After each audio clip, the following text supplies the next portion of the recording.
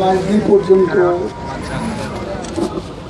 আমি সবার সঙ্গে শুভেচ্ছা বিনিময় করেছি এবং এরপরে আমি ভেবেছি যে আমি একটু এই রাস্তা দিয়ে অনেক দিন আগে মুক্তিযুদ্ধের সময় বেশি যেতাম। ওই সময় এই রাস্তাটা আমরা বেশি ব্যবহার করেছি।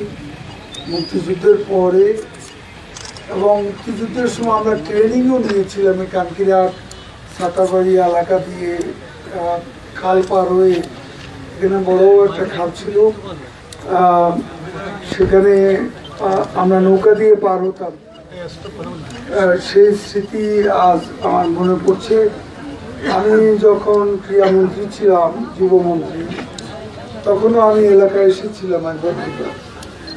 এবার আসলে অনেকদিন আসা হয়নি, সেজন্য আমি ভাবলাম যে চৌমানি দিয়ে না গিয়ে আবার আমি বলেছি অফিসারদের আমার জন্য এখানে সোনাইমুড়ি এবং সাতারবাড়িয়া কানকিরহাট ওই সেনবাগ হয়ে আমি সেনবাগ রাস্তা সেবারাত হয়ে আমি দাগনমিয়া হয়ে কোম্পানি।